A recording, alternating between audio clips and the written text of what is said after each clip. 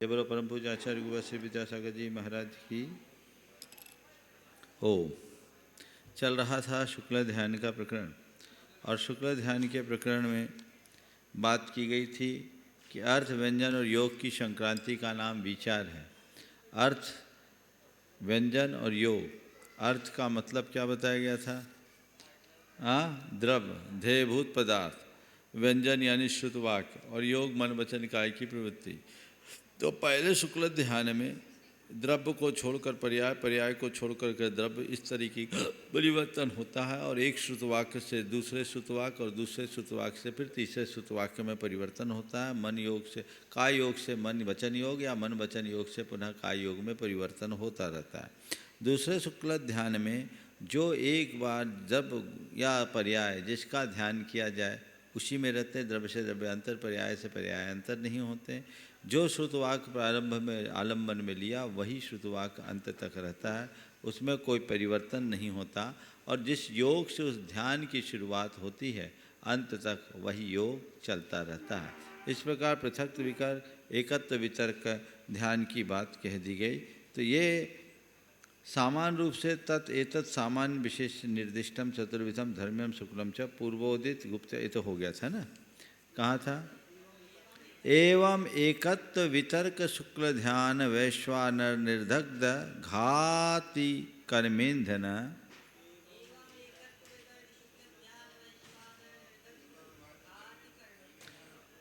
प्रज्वलित केवल ज्ञान गभस्ति मंडलो मेघ पंजन निरोध निर्गत इव घर्म रश्मिर्वा भाषमानो भगवान तीर्थंकर इतरो वा केवली लोकेश्वराणाम अभिगमनीयो अर्चनीयश्च उत्कर्षेण आयुषः पूर्वकोटिं देशों नाम बिहरती। पहले शुक्ल ध्यान के लिए तो बोला वो भोतरे अस्त्र की तरह है जो धीरे धीरे कर्म को छीलता है, लेकिन जो दूसरा शुक्ल ध्यान है वो बड़ा तीक्ष्ण है। वो मोहनी कर्म को जड़ मूल से उखाड़ता है, और मोहनी कर्म को जड़ मूल से उखाड़ने के उपरांत अनंत गुण विशुद्धि से युक्त होकर ज्ञानावरण और उसके सहायभूत प्रकृतियों के बंध को निरुद्ध करते हुए उसकी स्थिति और का ह्रास और क्षय करते हुए शुद्ध ज्ञान के उपयोग से जिन्होंने अर्थ, व्यंजन और योग की संक्रांति को छोड़ दिया है, और जो अविचलित मन वाले हैं, ऐसे छीन कसाए बैडूर मणि की तरह निरुपलोभ लेप रहते हुए ध्यान को ध्याकर फिर उससे निर्वृत्त नहीं होते, ये एकत्व वितर्क विचार नामक शुक्ल ध्यान है। इस एकत्व वितर्क का विचार शुक्ल ध्यान मोहनी के क्षय के उपरांत। अब बात आ रही है एवं एकत्व वितर्क शुक्ल ध्यान वैश्वानर।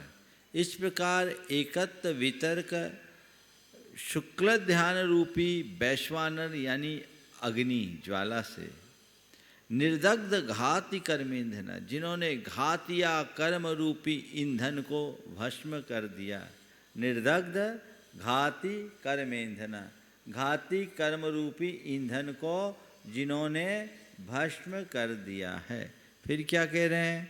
प्रज्वलित केवल ज्ञान गभस्ति मंडलो, जिनके भीतर केवल ज्ञान रूपी गभस्ति मंडल यानी शूर प्रकट हो गया है।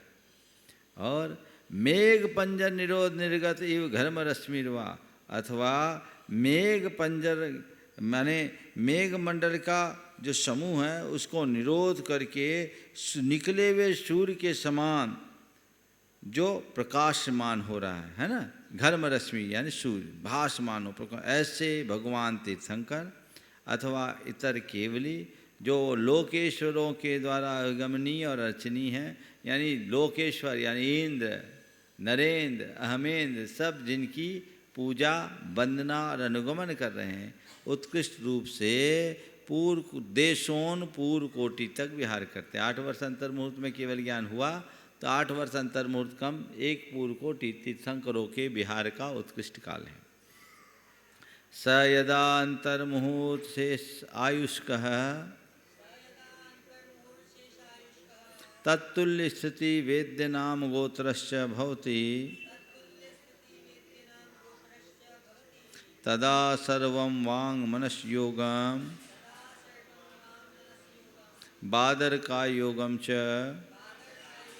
परिहाप्य सूक्ष्म काय योगालंबनः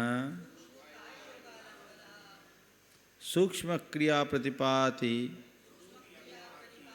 ध्यानम आस्कंदतिम अर्हति इति।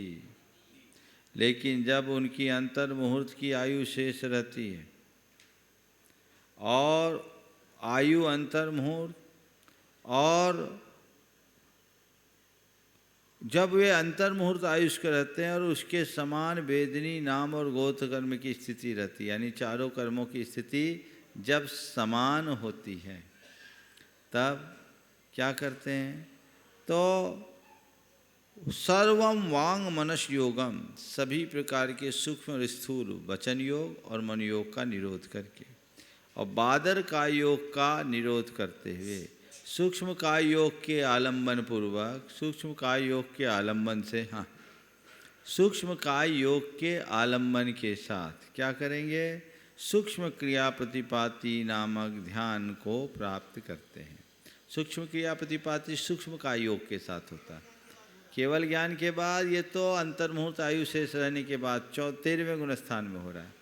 तो क्या हुआ, बादर मन योग, बादर सूक्ष्म का वचन योग, बादर मन सूक्ष्म मन योग, सूक्ष्म वचन योग को निरुद्ध किया, योग निरोध की प्रक्रिया हुई और सूक्ष्म काय योग में स्थिर होकर के योगों का निरोध करके सूक्ष्म काय योग के आलंबन पूर्वक द्वितीय शुक्ल ध्यान होता है, तृतीय शुक्ल ध्यान होता है, इसलिए इसका नाम सूक्ष्म क्रिया प्रतिपाति है। यदा पुनरंतर मुहूर्त शेषायुष्कः ततोधिक स्थिति शेष कर्मत्रयो भवति सयोगी तदा आत्मोपयोगातिशयस्य सामायिक सहायस्य विशिष्टीकरणस्य महासंवरस्य लघु कर्म परिपाचनस्य अशेष कर्म रेणु परिसातन शक्ति स्वभाव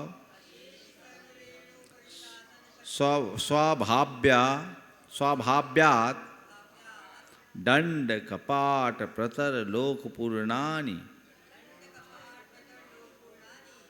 स्वात् प्रदेश विसर्पण चतुर्भी समयहि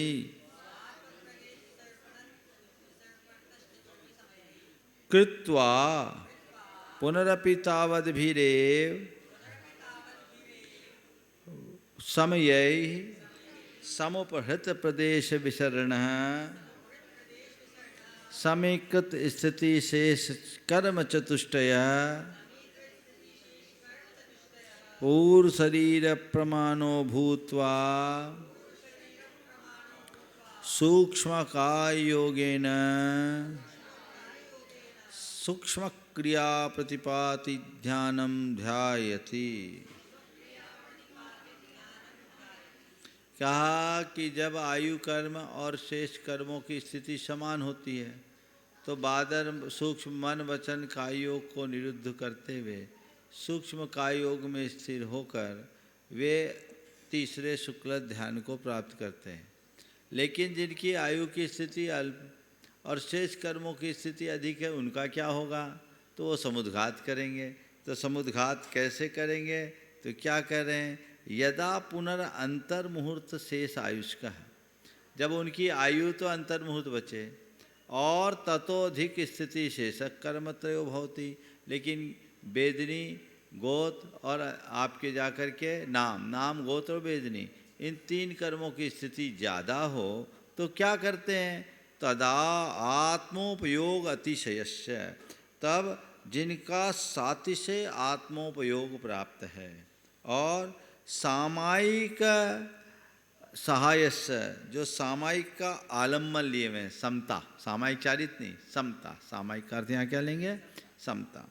विशिष्टीकरणस्य, अर्थात जिनके भीतर विशेष प्रकार के परिणाम हैं, समुद्घात करण भी एक प्रकार का कर्ण है। और महासंवरस्य, जो कर्मों का महान संवर कर रहे हैं। और लघु कर्म परिपाचनस्य, और जो कम समय में कर्मों का परिपाचन कर रहे हैं, यानी कर्मों को पका रहे हैं। अशेष कर्म रेणु परिशासन शक्ति स्वभाव्यात, और जो अपने सभी प्रकार के कर्म आत्म प्रदेशों में जो रहने वाले कर्म हैं, उन कर्म रेणु के, कर्म रेणु यानी कर्म रज के परिशासन करने की शक्ति वाले, यानी कर्म रज को झड़ा देने की शक्ति वाले दंड, कपाट, प्रतर और लोक पूर्ण रूप में स्वात्म प्रदेश विसर्पण चतुर्भी समये, आत्मा के प्रदेशों का 4 समयों में फैलाव। ये समुद्घात हो गया। दंड, कपाट, प्रतर और लोक पूर्ण पहले बता चुके हैं। तो इस प्रकार दंड, कपाट, प्रतर और लोक पूर्ण रूप 4 समयों में आत्मा के प्रदेशों को फैलाकर पुनरपि तावद भी रेव समय, उसके बाद उतने ही समय में 4 समयों में लौटकर समोपहृत प्रदेश विसरण, जिन्होंने अपने प्रदेशों के विस्तार को संकुचित किया है। समीकृत स्थिति शेष कर्म चतुष्टय है, और सभी कर्मों की स्थिति को जिनने समान बना दिया, आयु कर्म के बराबर बना दिया। पूर्व शरीर अप्रमाणो भूत्वा, आत्मा के प्रदेश संकुचित होकर पूर्व शरीर के प्रमाण हो गए हैं, होकर सूक्ष्म काय योग के द्वारा सूक्ष्म क्रियापति नामक ध्यान करते हैं। समझो, इसमें केवली भगवान समुद्घात करते हैं। कौन सा केवली करते हैं? नहीं, जिन केवलियों की आयु कर्म की स्थिति अंतर्मुहूर्त और शेष कर्मों की स्थिति अधिक होती है, वे ही केवली समुद्घात करते हैं।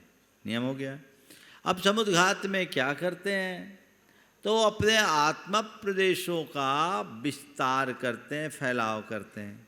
आत्म प्रदेश का फैलाव कैसे करते हैं? तो 4 रूप में करते हैं, दंड, कपाट, प्रतर और लोकपूरन।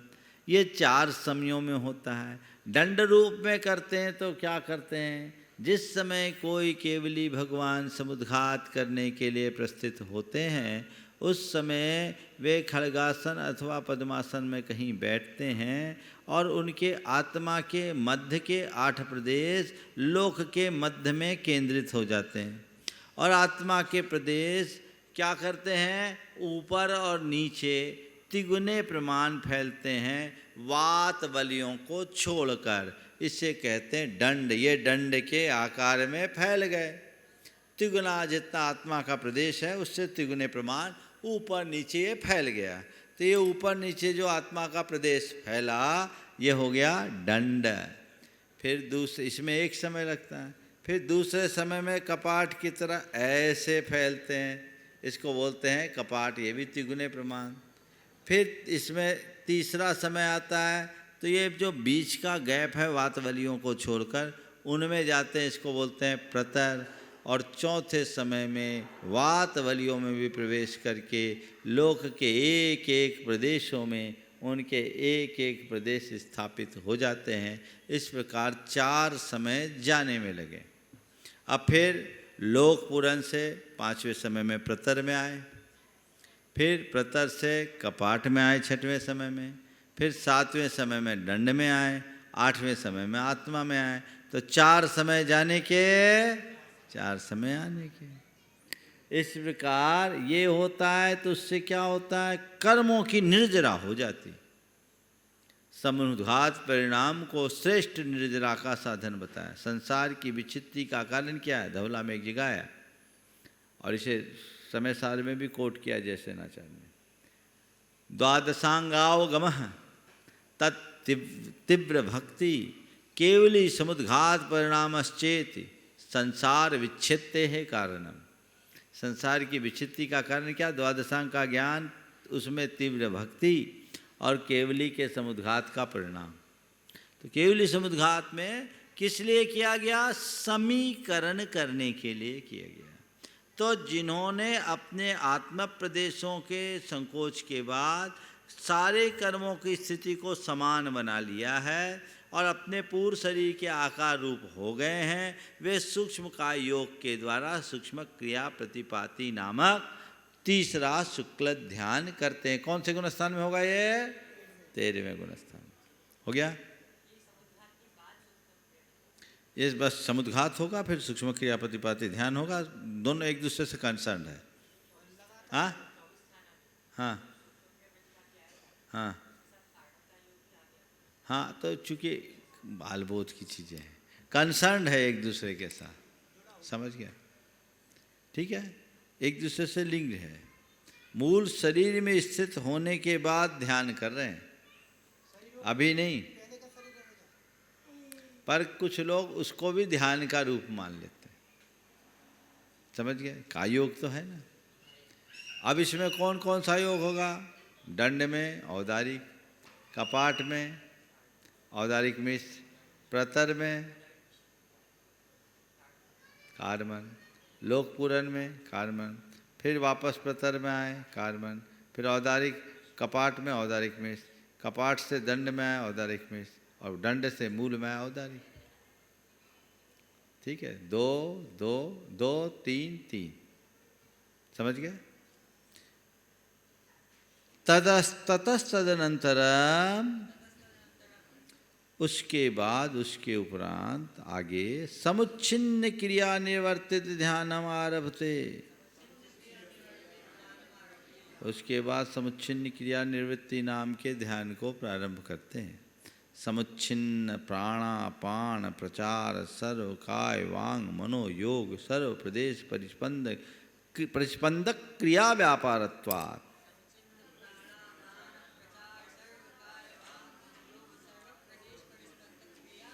समुच्छिन्न क्रिया निवृत्ति इति उच्यते। ये सब ध्यानों के नाम उनके नाम के अनुसार काम है, काम के अनुरूप है। तो इसे चौथे ध्यान को समुच्छिन्न क्रिया कहते हैं। क्यों करते समुच्छिन्न क्रिया निवृत्ति? उसका नाम क्यों है?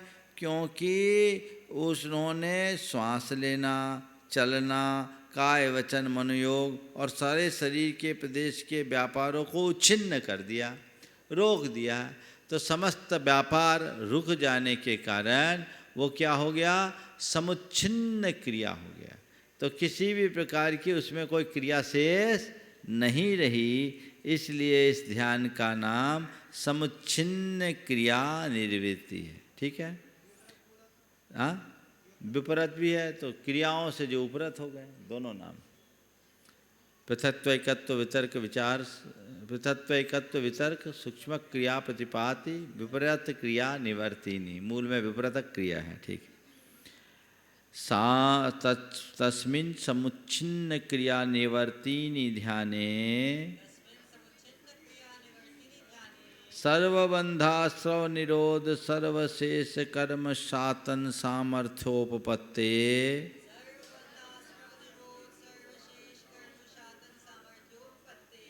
अयोग केवलिनः संपूर्ण यथाख्यात चारित्र ज्ञान दर्शनम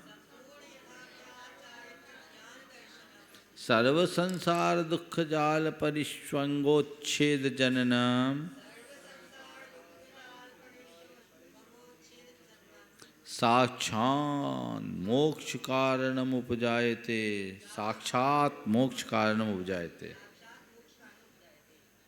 उस समुच्छिन्न क्रिया निवृत्ति रूप ध्यान के होने पर सब प्रकार के बंध आसव का निरोध और सभी कर्मों के शेष कर्मों की निर्जरा की सामर्थ्य से युक्त अयोग केवली के संपूर्ण यथाख्यात चारित्र ज्ञान और दर्शन के साथ सब संसार के दुख जाल के संबंध का उच्छेद करने में कारणभूत साक्षात मोक्ष का कारण होता है।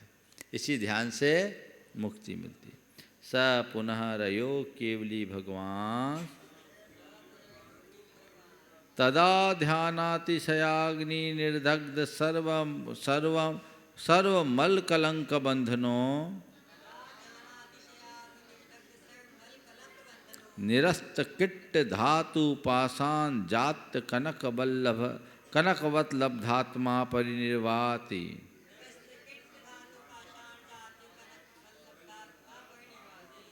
और वो अयोग केवली भगवान उसके बाद ध्यान के अतिशय रूप अग्नि के द्वारा संपूर्ण कर्ममल कलंक के बंधन को भस्म करके, जिसके अंदर से सारी कालिमा किट्टिमा निकल गई, ऐसे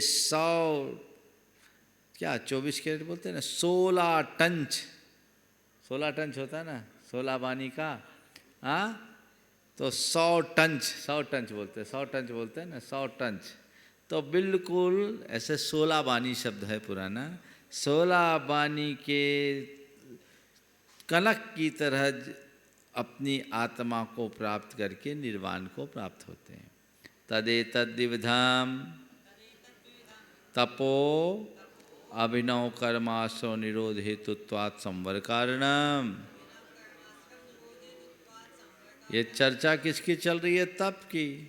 तो कह रहे दोनों प्रकार का तप नए कर्मों के आश्रय के निरोध का हेतु होने से संवर का कारण है, और प्राक्तन कर्म रजो विधूनन निमित्तत्वा, और पुराने कर्म रज के निर्जरा का कारण होने से, विधूनन यानी उनको झड़ाने में निमित्त होने से, निर्जरा हेतुरपि भवति।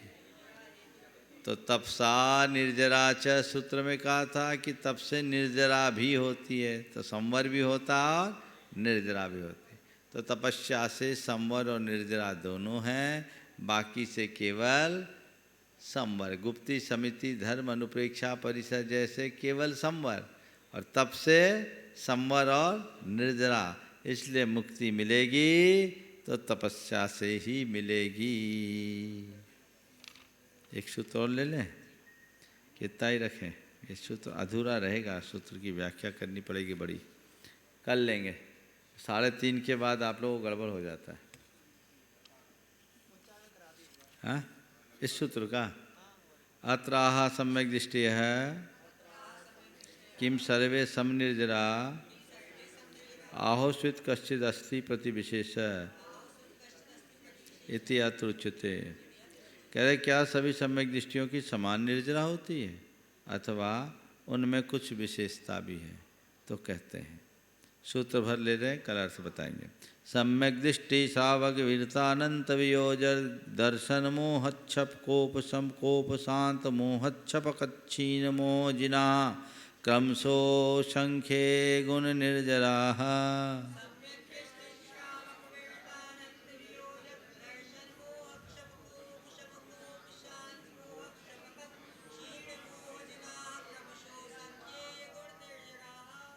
एक बार और बोलो।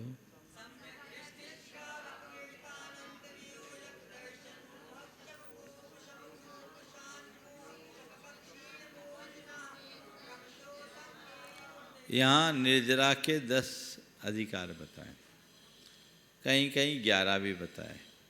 वहाँ सामान्य केवली और समुद्घातस्थ केवली को जोड़ दें तो 11 हो जाएंगे। तो सम्यक दृष्टि, किसी भी जीव को जब उपशम सम्यक दर्शन की प्राप्ति होती है, उस प्रथम अंतर मुहूर्त में प्रति समय असंख्यात गुण श्रेणी रूप निर्जरा होती है। उसकी निर्जरा से एक श्रावक जिस समय पंचम गुण स्थान को प्राप्त करता है, उसके पूरे जीवन पर्यंत प्रति समय असंख्यात गुण श्रेणी रूप निर्जरा होती है। उस श्रावक को जो निर्जरा होती है, उससे विरत यानी मुनिराज जो छठे गुण स्थानवर्ती हैं, छठे सातवें में विचरण करने वाले, उनको विरत बोलते हैं, उनकी निर्जरा प्रति समय असंख्यात गुण श्रेणी रूप होती है। इन मुनिराज की जो निर्जरा है, इससे अनंत वियोजक जिन्होंने अनंतानुबंधी की विषय योजना में अपने आप को लगा रखा, जो अनंतानुबंधी कषाय की विषय योजना करे, वो चारु गति का कोई भी जीव हो सकता है, सम्यक दृष्टि होगा, 7वें नरक का नारकी भी होगा, तो अनंतानुबंधी की विषय योजना कर सकता है। तो उस एक अंतर मुहूर्त में उसकी निर्जरा मुनिराज की निर्जरा से भी ज़्यादा होगी। इस अनंतानुबंधी की विसंयोजना करने वालों की जितनी निर्जरा होती है, उससे असंख्यात गुणी निर्जरा दर्शन मोहनी कर्म के क्षय करने वालों की होती है, छपक के। और 10वें दर्शन मोहनी कर्म का क्षय होता है 4थे से लेकर 7वें गुण स्थान में। इनकी जो निर्जरा है एक अंतर मुहूर्त के लिए, उससे असंख्यात गुणी निर्जरा क्रमशः 8वें, 9वें, 10वें गुण स्थानवर्ती उपशामक मुनिराजों को होती है। 8वें 9वें 10वें गुणस्थानवर्ती उपशामकों की जो निर्जरा होती है उससे असंख्यात गुणी निर्जरा उपशांत मोह की होती है 11वें गुणस्थान। उपशांत मोह वाले 11वें गुणस्थानवर्ती की जितनी निर्जरा होती है उससे असंख्यात गुणी निर्जरा छपक 8वें गुणस्थान की, उससे असंख्यात गुणी 9वें में, उससे असंख्यात गुणी 10वें में। 10वें गुणस्थानवर्ती छपक श्रेणी की जो निर्जरा होती है उससे असंख्यात गुणी छीन मोह यानी 12वें गुणस्थानवर्ती की प्रति समय होती है।